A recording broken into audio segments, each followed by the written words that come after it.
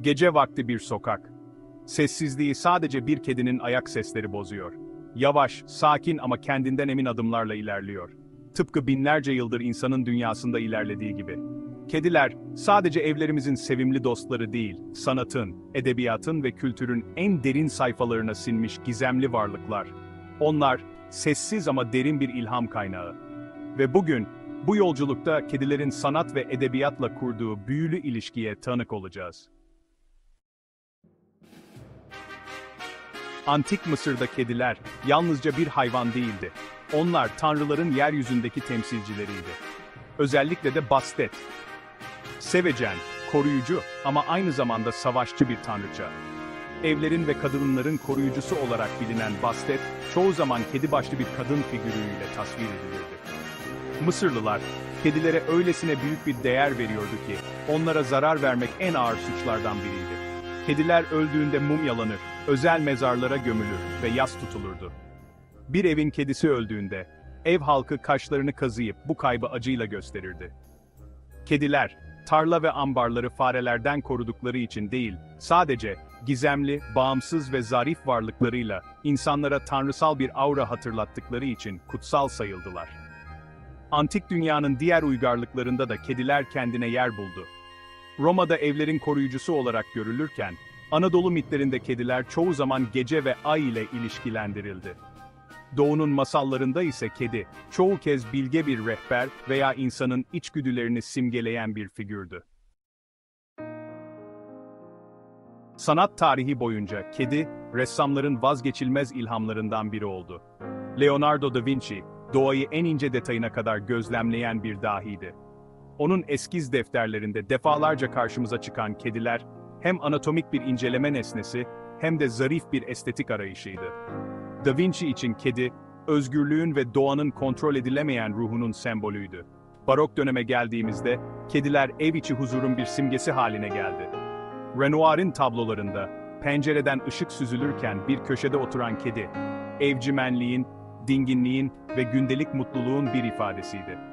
Osmanlı minyatürlerinde ise kediler çoğu zaman ev içi sahnelerde, kadınların yanlarında veya sofraların köşesinde görünür. Onlar, günlük hayatın doğal bir parçasıydı.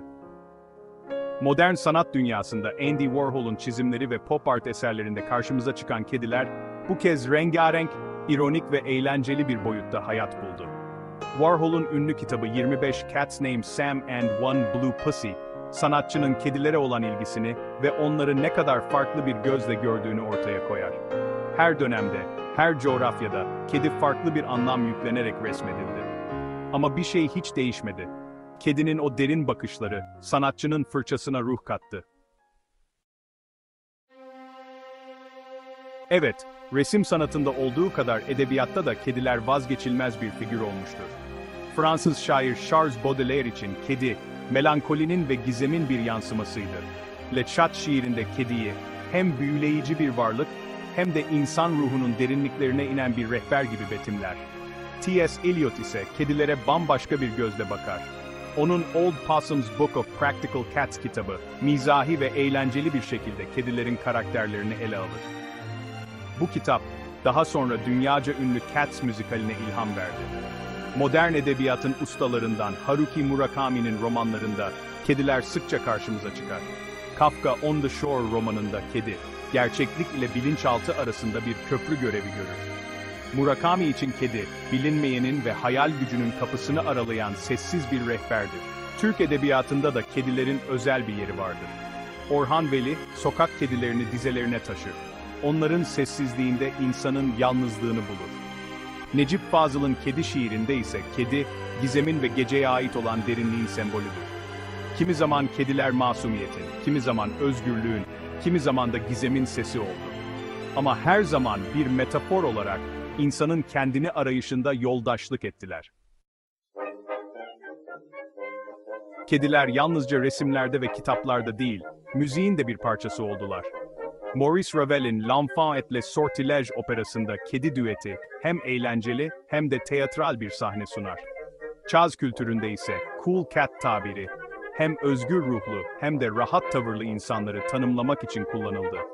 20. yüzyıl caz albümlerinin kapaklarında kedilerin sık sık yer alması da tesadüf değildir. Günümüzde ise kediler, internetin en büyük ikonlarından biri haline geldi.